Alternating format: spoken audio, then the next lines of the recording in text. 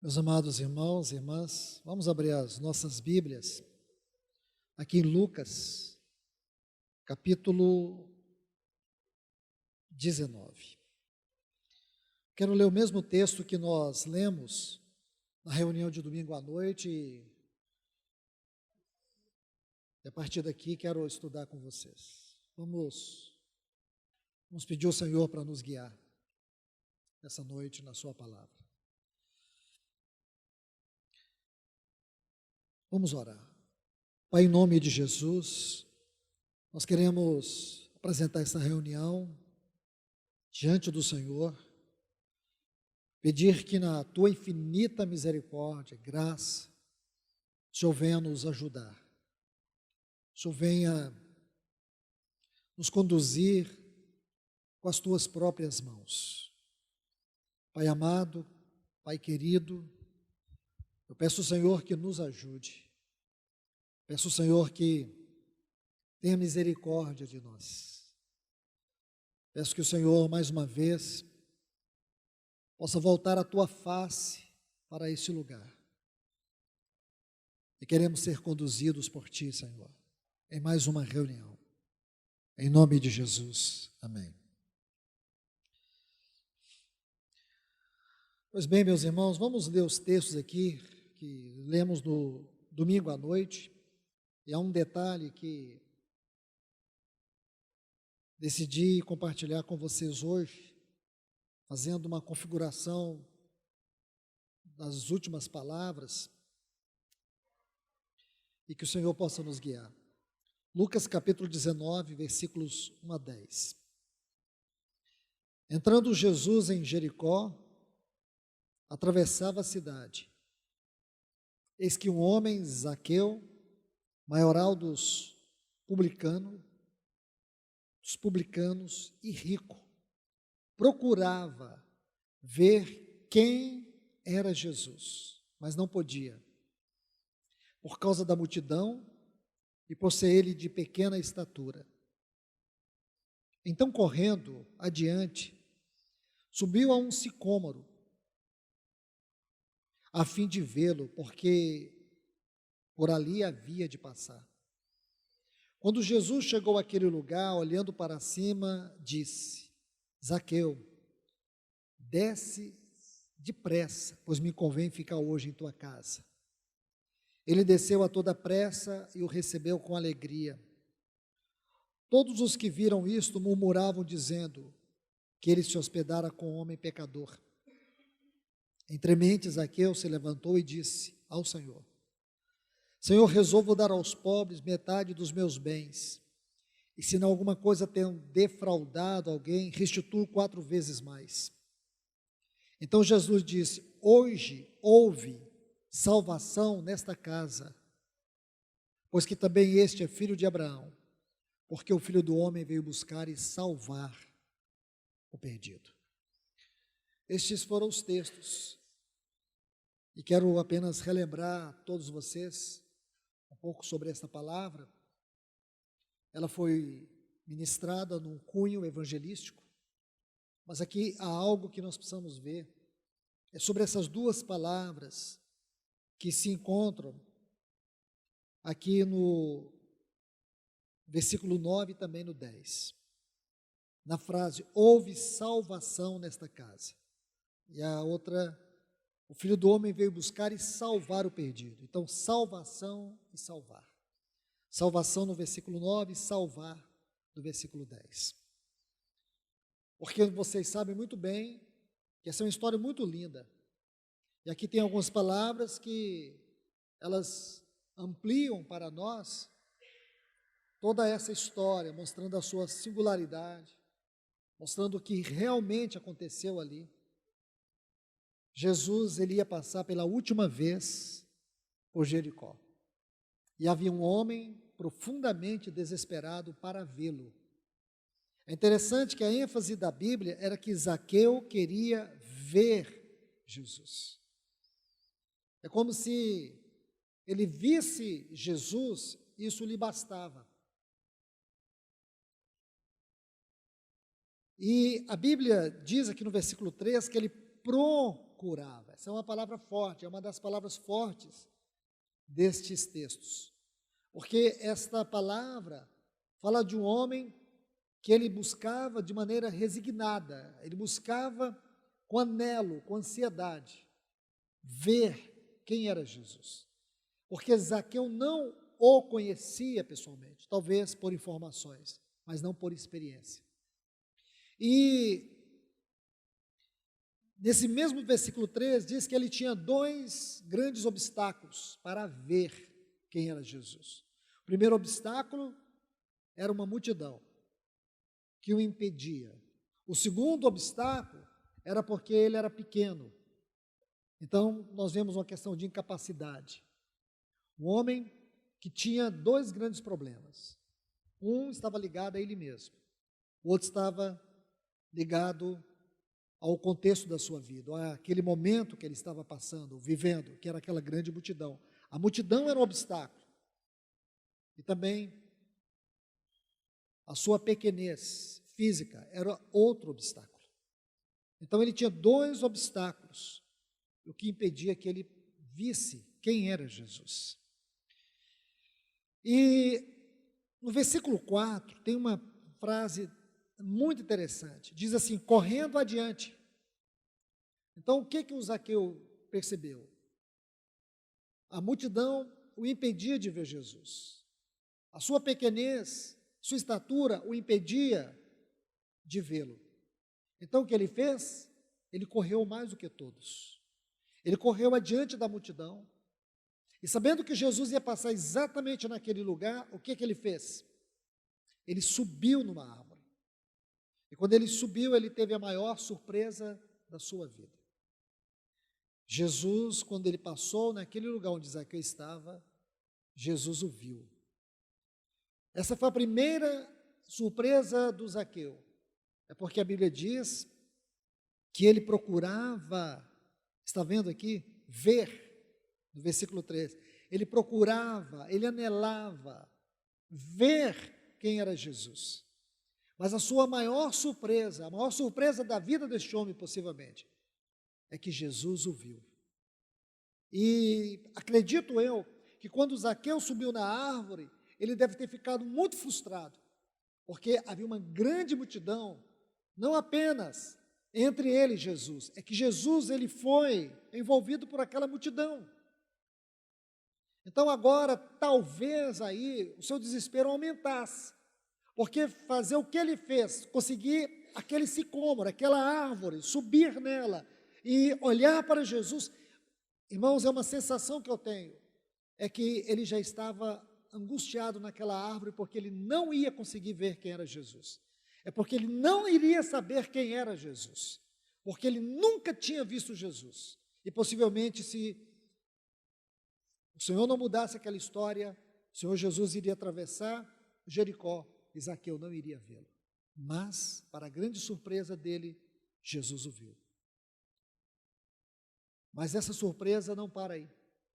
Porque, irmãos, uma das coisas que o nosso Senhor faz com aqueles que o buscam é que Ele nos surpreende cada vez mais. É uma surpresa sobre outra surpresa. Aquela surpresa, eu acredito que já era tudo para Zaqueu. Ouvi Jesus dizer, Zaqueu, saber o nome dele. Quem contou para Jesus que aquele homem desesperado em cima de uma árvore chamava Zaqueu? Você faz ideia o grau de emoção daquele homem? É como se o Senhor Jesus dissesse para ele, para mim não existe multidão, para mim existe uma pessoa aqui. É como se o Senhor colocasse uma mesa e dissesse, Zaqueu, tudo que impede você de me ver, não impede que eu te veja. O seu tamanho, a multidão que está entre você e mim, não está entre eu e você. Irmãos, eu creio que esta é uma verdade impressionante. É uma das verdades que nós precisamos conhecer o Senhor. Eu tenho dito para vocês em muitas oportunidades, estudar a vida de Jesus consiste nas maiores profundezas da Bíblia. Ouvir suas palavras nestes evangelhos, ler as suas histórias, é maior do que qualquer coisa que você procure nesta Bíblia. Geralmente as pessoas me perguntam: Luiz, por onde eu devo começar a estudar a Bíblia? Eu sempre digo: comece pelas histórias de Jesus. Comece pelas histórias. Porque não há nada mais singular, não há nada mais emocionante, não há nada mais surpreendente, não há nada que seja mais profundo do que você ver ele se movendo, ele criando as histórias, ele fazendo as histórias. Porque ele vai colocando situações onde não existe nada. Porque, irmãos, se você lê os versículos 1, 2 e 3, o que você tem aqui? Você tem um homem como qualquer um de nós. Uma pessoa que está cheia de obstáculos, está cheia de defeitos, de incapacidades. Na história de Zaqueu, nós compreendemos as profundezas do amor de Cristo, do seu relacionamento conosco. Mas não somente isso, revela também as entranhas dos nossos afetos. Porque é a partir de uma experiência como essa que eu vou olhar a mim mesmo. O que ele fez, o que eu faço, quem ele é e quem eu sou. Se você observa aqui, irmãos, essa história do Zaqueu nos humilha. Então, a grande surpresa é esta: Zaqueu desce, e logo a seguir o Senhor diz: porque me convém ficar, não é passar, é ficar. O sentido aqui é de uma coisa permanente. Me convém ficar. Essa palavra convém significa que o objetivo principal do Senhor nessa peregrinação era encontrar esse homem. Irmãos, nós sabemos que o nosso Senhor Jesus, em sua eterna glória, agora como ele está sentado no alto e sublime trono, ele é onipotente, ele é onisciente, ele é onipresente, mas os seus atributos incomunicáveis, seus atributos de grandeza magnífica e infinita, não o torna um Cristo distante. Embora ele seja onipresente, ele, no seu poder infinito de graça, ele faz com que eu e você venhamos sentir como se ele fosse só nosso. Como se ele fosse exclusivamente nosso em uma situação particular e peculiar. Embora sabemos que ele habita na sua presença de glória, de graça, de misericórdia, de amor, e o Espírito Santo realiza isso, substantifica isso, embora nós sabemos que isso é um fato, mas por outro lado nós sabemos também que ele faz-nos sentir de maneira tão especial e exclusiva, como se fôssemos só dele e ele só nosso. Porque o relacionamento com ele é um relacionamento particular, é um relacionamento distinto. Nosso Senhor, ele se torna singular para cada um de nós, em situações e experiências diferentes. Imagine cercado por uma multidão e se sentindo tão especial. Embora havia tantos obstáculos, mas não há obstáculo. Irmãos, não há obstáculo entre ele e nós. Porque tudo que havia de obstáculo, ele mesmo destruiu tudo e abriu um caminho. Se você lê Efésios 3, Hebreus 10, Efésios 3 diz que nós temos livre acesso. Hebreus 10 diz que ele abriu um vivo e novo caminho. Não tem obstáculos. Ele se coloca diante de Deus por nós como um intercessor. E nós muitas vezes não entendemos isso, irmãos. Nós vamos subindo em árvores, nós vamos buscando subterfúgios. E a única coisa que o Senhor quer é que nós venhamos descer, nos humilhar. Porque se isso não acontece, irmãos, sabe o que acontece? Sabe o que vai ocorrer? Nós vamos viver de subterfúgios e nunca desenvolver um relacionamento estrito e pessoal com Ele. Você vê que emocionante foi para esse homem saber que o endereço que Jesus tinha no seu coração era a casa dele. Zaqueu poderia imaginar que Jesus fosse tudo, menos isso aqui.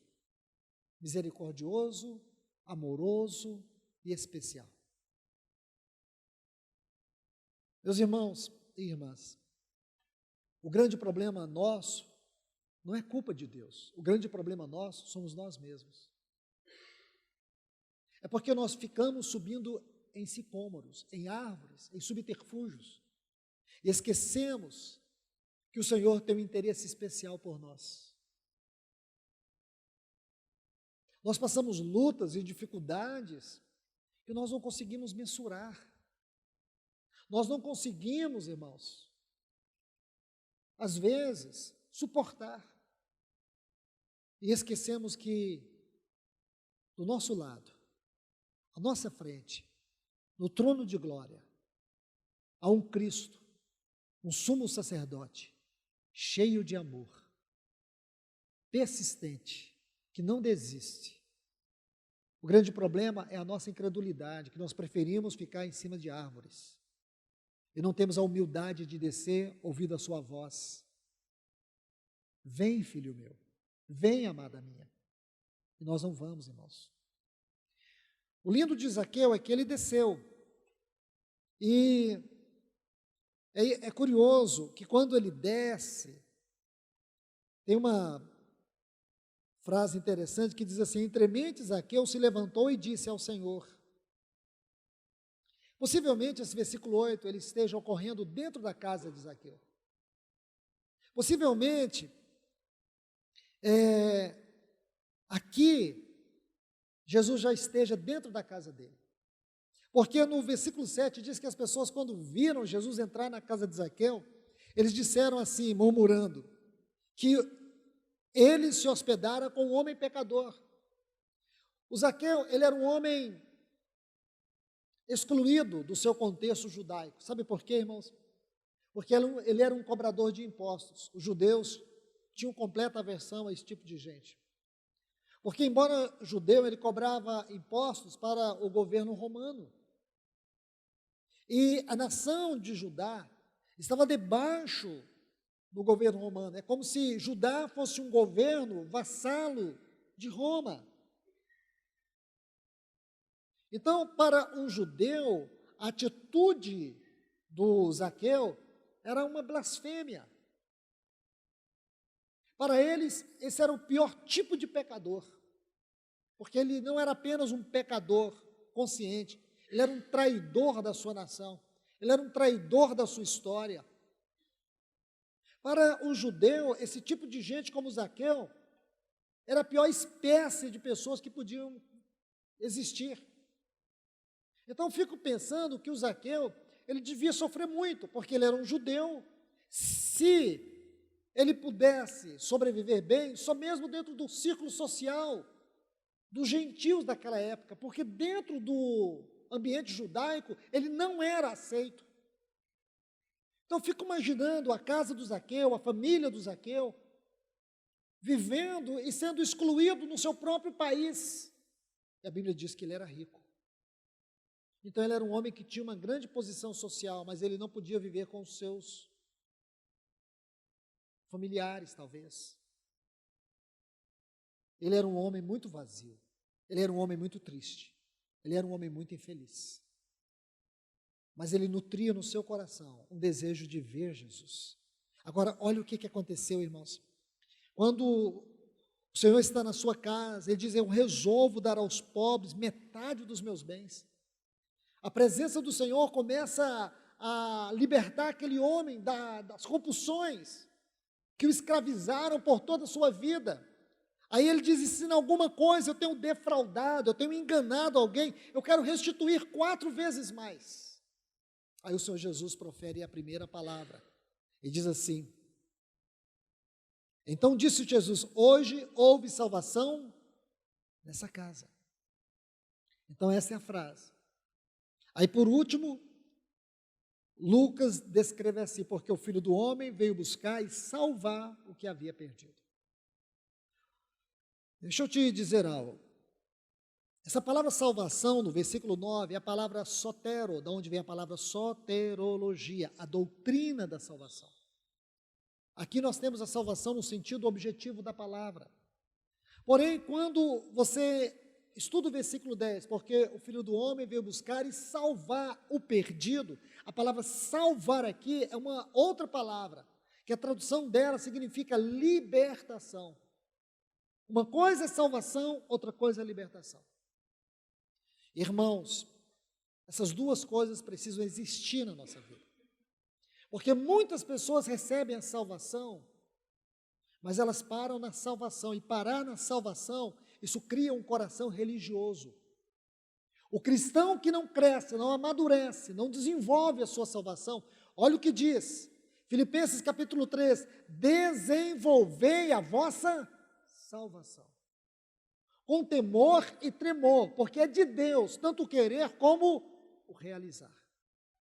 Salvação precisa ser desenvolvida. Irmãos, é triste, mas eu tenho que dizer a vocês, muitos cristãos não desenvolvem a salvação. Eles pararam nesse versículo 9. Houve salvação, mas você tem uma compreensão da salvação, você tem uma exposição da salvação, você tem uma visita da salvação na sua vida, e não ser liberto não é salvação. A salvação tem que ter essas duas palavras, sotero e sozo. Tem que haver libertação. Sabe por quê, irmãos?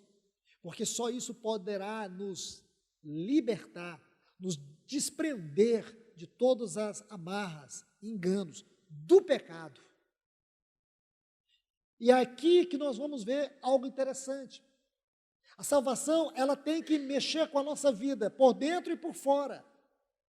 Quando o Senhor entra na casa de Zaqueu, existe salvação. Isso teve uma reação na sua vida, na sua conduta.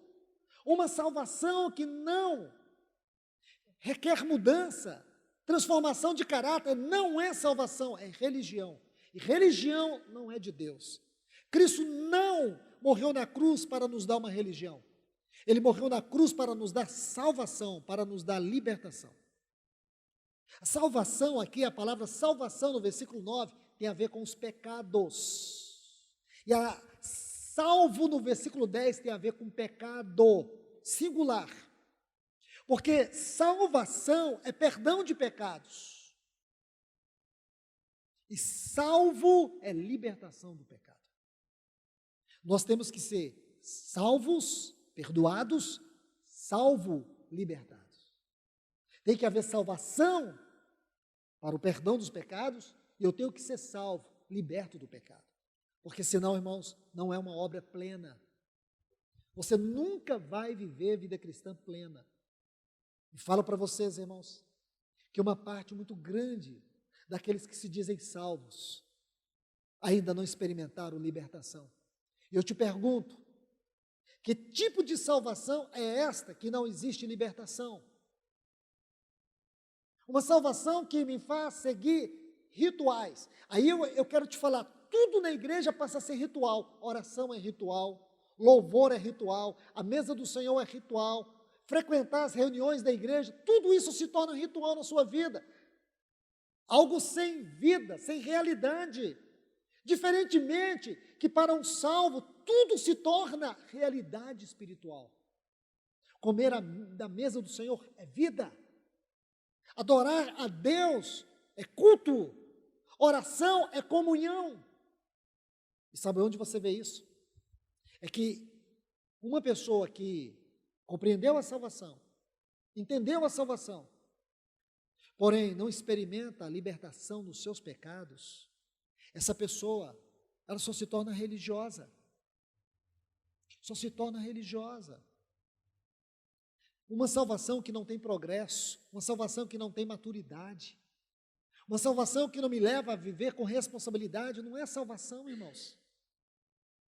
Vocês têm que compreender isso uma vez por todas.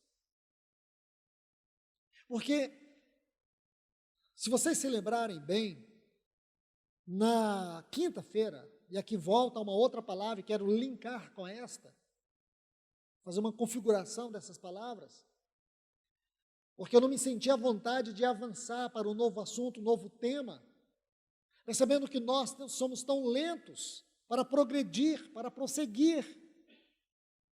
Então veja, se você recordar em Números capítulo 10, versículos 33 a 36, nós lemos aqueles textos que falam da partida de Israel do Monte Sinai.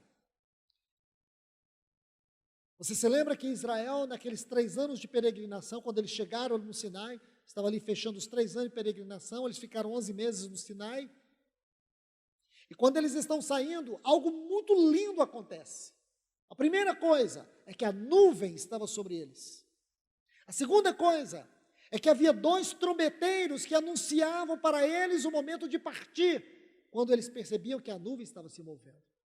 E em terceiro, a arca partia. A arca partia na frente, depois de 3 dias.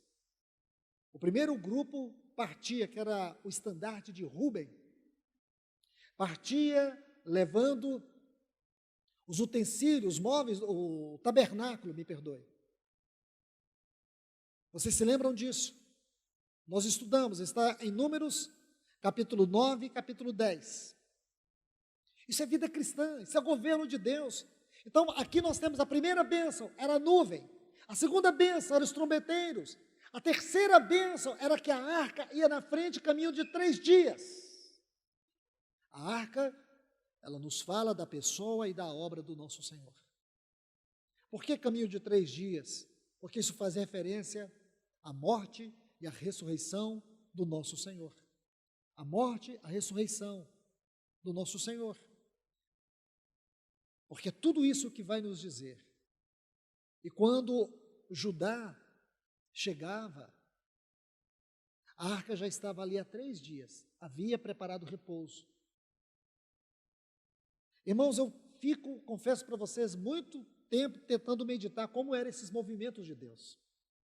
Aquela extensão da nuvem, aquele mover da nuvem, aquela parte que estava a arca já estava parada, enquanto a parte de trás, a nuvem ia se movendo, guardando eles daquele sol durante o dia e aquecendo eles durante a noite. Aquela nuvem tinha a ver com o mover de Deus. Então, por último, tinha um outro aspecto muito interessante, é que agora eles estavam numa ordem de marcha, caracterizado por esses grupos, esses 4 grupos. O primeiro era o estandarte de Judá e o último era o estandarte de Dan. E nós sabemos que aqui tinha uma vanguarda e tinha uma retaguarda. E o povo estava marchando pela primeira vez. Eles estavam marchando, porque agora eles tinham consciência que eles estavam numa grande batalha. E nós estamos numa grande batalha, irmãos. Nós estamos numa grande luta. Agora é importante que toda a igreja saiba disso. Nós estamos em uma grande batalha. Se nós não acordarmos, irmãos, o inimigo vai tomar territórios. Saiba que Satanás é um espírito de extrema inteligência e sagacidade e astúcia. O que Deus busca entre nós aqui, irmãos, é que haja trombeteiros que possam discernir o movimento da nuvem. É que haja homens que sejam vanguarda, que sejam atalaias, mulheres que sejam atalaias. Uma igreja que tem uma vanguarda de atalaias. Aqueles que ficam na torre, aqueles que enxergam os movimentos do inimigo, mesmo que distantes. Porque muitos irmãos acreditam que esse mundo é um parque de diversão. Não é. Esse mundo é um terrível campo de batalha. Nós nunca podemos nos acostumar com reuniões boas, momentos bons. Bom no sentido essencial da palavra, é o que é celeste, o que é divino. Nós não podemos nos apegar a movimentos, Nós estamos numa estação, mas daqui a pouco estaremos numa outra estação. A estação hoje pode ser um oásis, mas a estação de amanhã pode ser uma estação de lutas. Deixe eu dizer para vocês, se você estuda Números capítulo 9, 10, 11, 12, 13, 14, vocês vão perceber uma coisa, irmãos. Deixa eu lembrar vocês só um pouco. No capítulo 10 e 11, nós temos a saída deles do Sinai. Você sabe que lá no Sinai aconteceram muitas coisas. Quando eles chegaram na planície do Sinai, ali Deus deu para eles todos os detalhes da casa e do sacerdócio. Versículos, capítulo 25 a 28 do livro de Êxodo. Mas nós sabemos que na sexta descida, Moisés, lembre-se, Moisés, ele subiu 11 vezes no Monte Sinai. Na sexta subida, quando ele tem aquela comunhão com Deus, Deus revela para ele o que era o sábado. Ele traz a revelação sobre o sábado. Foi o sexto assunto de Deus para Moisés. Quando ele desce, alegre, regozijando, da presença de Deus. Quando Moisés desce, ele encontra o povo adorando o bezerro. Porque você sabe que o sábado fala do prazer de Deus, da satisfação de Deus, do descanso de Deus. Deus não descansa porque cansa. Não é isso. O descanso de Deus tem a ver com a sua satisfação, com o seu prazer. Então, qual seria o assunto que Moisés iria compartilhar com o povo? Moisés ia compartilhar sobre o prazer de Deus, a satisfação de Deus. Quando foi que Deus inaugurou o sábado? Quando ele tinha o homem, segundo o seu propósito, quando ele criou o homem. Aí no sétimo dia, no sexto dia ele criou o homem. Aí no sétimo dia, descansou. Que lindo, irmãos. Por que descansou? Porque a criação foi restaurada. O homem, para expressar o seu governo na terra, estava ali, criado à sua imagem e semelhança. Então o que Deus fez? Descansou. Mas em Gênesis 3, Deus perdeu o seu descanso. Agora, irmãos, Deus vai lá no Egito, arranca com a sua mão aquela nação, o seu povo, que ele prometeu para Abraão. E Deus arranca aquele povo. É lindo que lá no capítulo 19, Deus diz assim, que como asas de águia, ele tirou o povo do Egito e atraiu o povo para ele mesmo. Ele diz assim, eu vos trouxe a mim. Então, quando Moisés desce com o seu coração inflamado com o assunto do sábado, o que ele encontrou? O povo adorando a um bezerro. Sabe o que aconteceu, irmãos? 5.000 pessoas morreram. Imagine, centenas e centenas e centenas de famílias destroçadas, em consequência daquele pecado, aquela rebelião. A ponto de Deus dizer para Moisés, retira do meio desse povo, esse é um povo de duro serviço, eu vou fazer de ti uma nova nação. A ponto de Deus ameaçar e dizer, a minha presença não irá com vocês. Mas havia um homem diante de Deus, havia uma atalaia, havia um intercessor, havia um homem que não buscava glória para si, este homem era Moisés. A primeira coisa que ele diz para Deus, risca meu nome, mas não destrua esse povo. A segunda coisa ele diz para Deus, se a tua presença não vai, então nós vamos ficar aqui nesse deserto. Este é Moisés, aquele homem que diz, Deuteronômio capítulo 34, versículo 10, que falava com Deus face a face.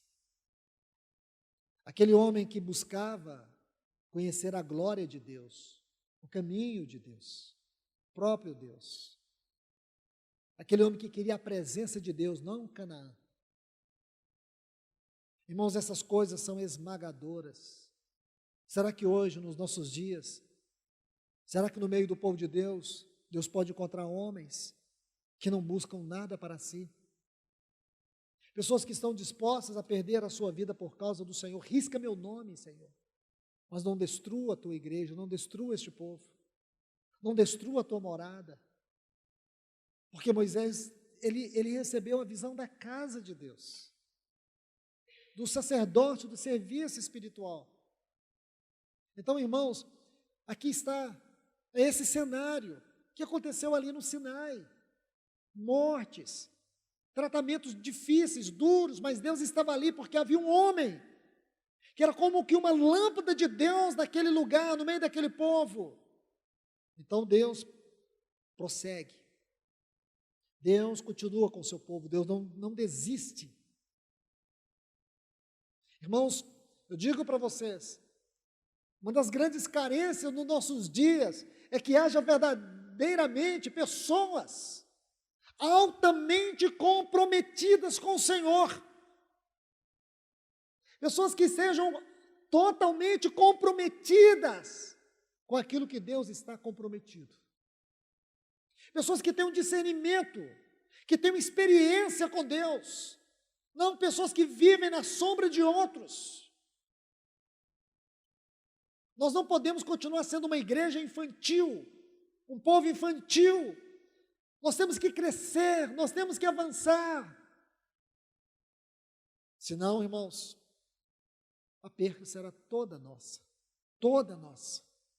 Porque o que Deus perder vai ser refletido, a consequência será minha, será tua, será nossa. Nós não podemos pensar na igreja como um negócio. Nós não podemos pensar na igreja de maneira religiosa, de maneira denominacional, de maneira institucional. Nós temos que pensar na igreja com a ajuda do Espírito Santo para vê-la na mente de Deus.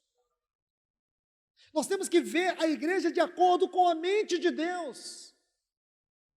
E saber que toda a história de Israel era simplesmente uma tipologia dessa realidade que nós encontramos no Novo Testamento. Este corpo onde Cristo é o cabeça e nós somos os membros. Essa visão orgânica. E que eu e você estamos inseridos por causa da pessoa dele, por causa da obra dele. Então, irmãos e irmãs, eu quero avançar um pouco mais. Quero relembrar vocês disso. Então, nós sabemos que quando eles saíram do Sinai, logo a seguir eles foram para uma estação, a 13ª estação. Sabe qual é o nome dessa estação? Kibrote Hataavá. Essa estação, a tradução dessa palavra Kibrote Hataavá é túmulos da cobiça. Porque aqui o povo começou a cobiçar as coisas do Egito. Irmãos, nós sabemos que a vida da igreja não é coisa fácil. Viver a vida da igreja nesse mundo não é fácil. Porque nós vemos muitas dispersões, vemos muita falta de comprometimento, muita falta de discernimento, muita imaturidade, muita criancice. E quando você olha, a obra de Deus é coisa séria. Satanás, irmãos, ele sempre quer utilizar a nossa infantilidade, porque ele sabe que isso é um atraso ao desenvolvimento do papel da igreja, quanto ao seu chamamento e vocação. Se tem uma coisa que Satanás faz, irmãos, sutilmente, é nos amarrar num pântano de infantilidade espiritual.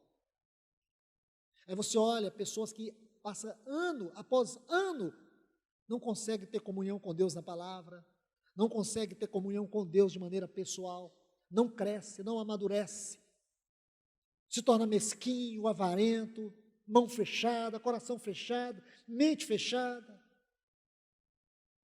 Essas pessoas estão em prisões, eles ainda não experimentaram essa libertação. Então, queridos, veja o que aconteceu, como é possível nós nunca aprendermos com os tratamentos de Deus? Nós temos que aprender com os tratamentos. Os sofrimentos têm que ser um instrumento de transformação do nosso caráter.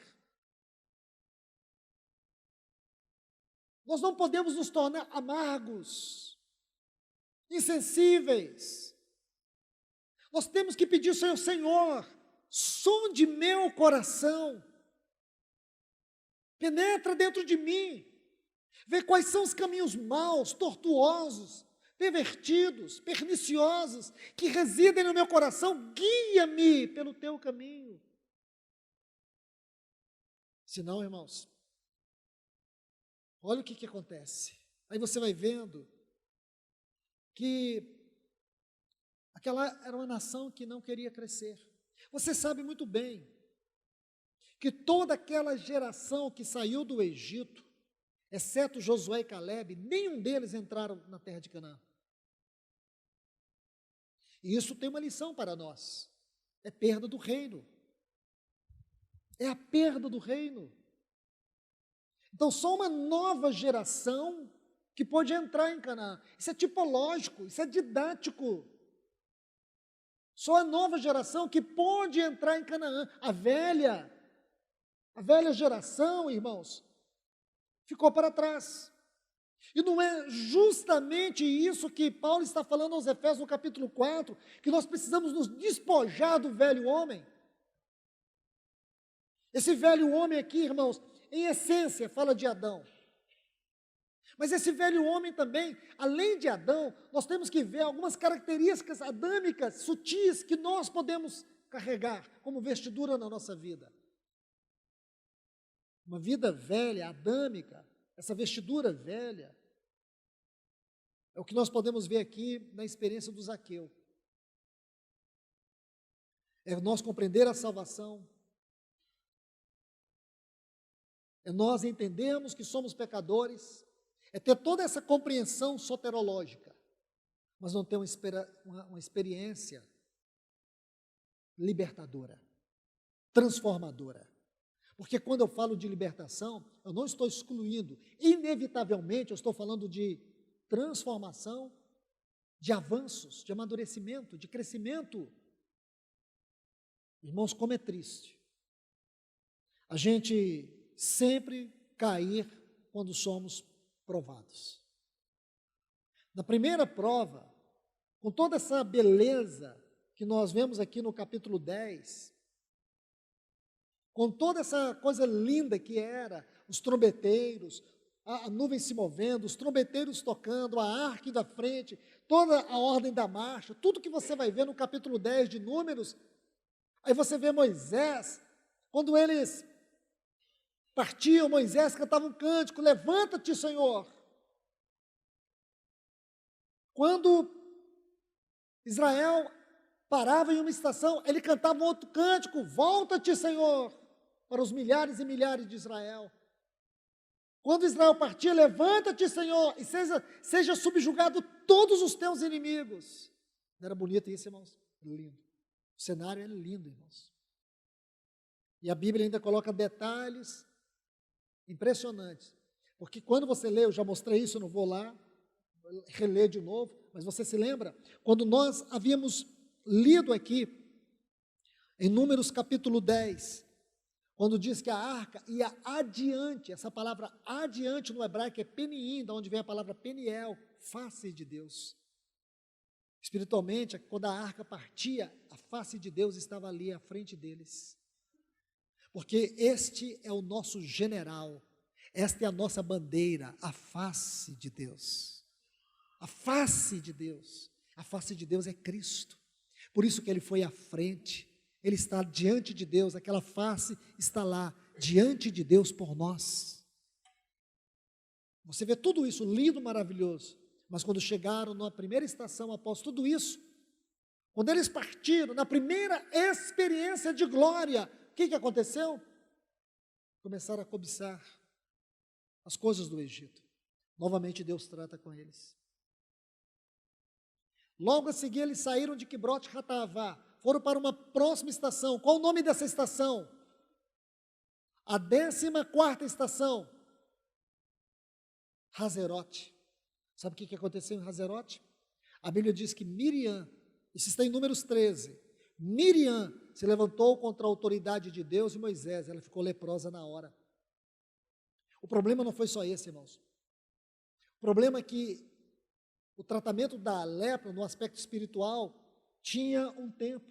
Aí a Bíblia deixa bem claro que eles ficaram detidos, retidos em Hazerote, até que Miriam fosse restaurada.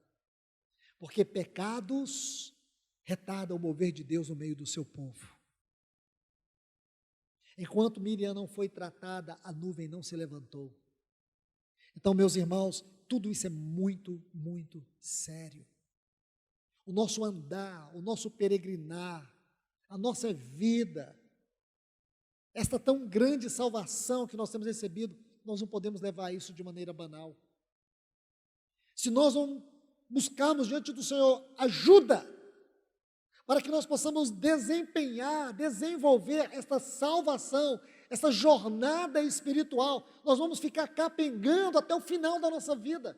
E o perigo, irmãos, de como aquela velha geração, nós nunca herdarmos um reino.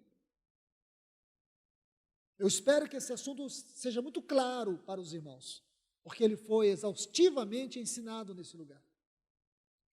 Herdar o reino, perder o reino, irmãos, é coisa grave. A Bíblia chega a dizer, nas parábolas do reino, que haverá choro e ranger de dentes, porque será uma disciplina. Alguns chamaram isso do dano da segunda morte. Alguns cristãos vão ser, sim, disciplinados. E por quê? Como essa velha geração não entenderam, não se submeteram, não se colocaram adequadamente debaixo da vontade de Deus. Como aquele povo debaixo da nuvem, eles agiram de maneira afrontosa ao caráter de Deus, afrontando o santo caráter de Deus. Então você percebe que é sério, irmãos. A nossa vida é séria. A vida que o Senhor te chamou para viver é uma vida séria. Nós pegamos uma história pequena, história do Zaqueu, mas nós conseguimos configurar ela com a história de Israel. Porque o Zaqueu, individualmente, na sua experiência, fala de todos nós. Mas também temos que pensar em nós, como igreja, de maneira coletiva, de maneira congregacional. Se o Senhor tirar a sua vara, se o Senhor tirar o seu cajado do nosso meio, nós estaremos totalmente sem rumo, sem direção, irmãos. Sabe o que a gente vai fazer? Procurar ondas. Qual que é a nova onda? Vamos no mundo gospel aí. Vamos no evangelicalismo, ver o que está funcionando, o que está dando certo. Qual que é a nova onda? Ah, tem uma comunidade lá na Europa que os irmãos, antes do louvor, eles tomam um chazinho e o povo fica louco na hora do louvor. Então, vamos atrás do chazinho. O povo fica louco, 2 horas de louvor sem parar. Então, vamos atrás disso. Ah, vamos criar uma campanha disso, campanha daquilo. Irmão, sabe o que é isso? É um povo que não tem cajado, que não tem vara, que anda sem direção. Porque nós temos que andar de acordo com os movimentos celestiais. É como está lá no Salmo 74, mas eu quero trazer no sentido positivo. O Salmo 74 diz que nós não temos profetas, nem alguém que possa nos dizer até quando. Mas é importante que nós tenhamos, sim, a voz de Deus como um cajado, como uma vara, para que nos avise a que horas nós estamos da noite. Para que nós não venhamos nos perder na direção. Para que nós não venhamos nos tornar uma Babilônia degradada. Para que haja em cada um de nós comprometimento, entrega, consagração, rendição, dedicação, responsabilidade. Pai, no nome de Jesus, nós te louvamos, nós te adoramos, nós te bendizemos e pedimos ao Senhor que a tua palavra não volte vazia. Se ela realmente é a tua palavra e que foi ministrada neste lugar, é a tua palavra, que ela não volte vazia. Senhor, que Tu possas tratar conosco, Senhor, de maneira pessoal e congregacional, para que nós não venhamos perder a visão, para que nós não venhamos perder o foco, para que nós venhamos experimentar e conhecer a seriedade e a santidade do Senhor na Tua obra, porque nós não queremos ser como aquela velha geração reprovada, nós queremos ser como a nova geração, queremos nos revestir de Cristo para herdar a plenitude de Cristo. O Senhor nos ajuda, Senhor. Sonda a Tua igreja, passa em fileira aqui entre nós. Passa, Senhor. Faz uma revista no nosso meio, Senhor. E tudo aquilo que não Te agrada, tudo aquilo que não convém, tira de nós, Senhor. Tira. Em nome de Jesus, Senhor. Começa aqui pelos irmãos que servem, por nós, os mais velhos, os anciãos. Senhor, tudo que não convém ao Senhor, tira do nosso meio. Porque nós queremos caminhar de cabeça erguida, nós queremos caminhar como um testemunho ao Senhor, como um testemunho do Senhor. Tira de nós essa mesquinhez, essa avareza, esse amor ao dinheiro e aos bens materiais. Tira de nós esse amor demasiado que nós temos a nós mesmos, Senhor. Nos ensina a Te amar de verdade. Nós Te pedimos em nome de Jesus, Senhor, que o Senhor encontre aqui atalaias, que o Senhor encontre aqui trombeteiros, homens e mulheres, Pai, que tenham discernimento dos movimentos celestiais nesta hora. Em nome de Jesus, Senhor, nós oramos a Ti. Amém.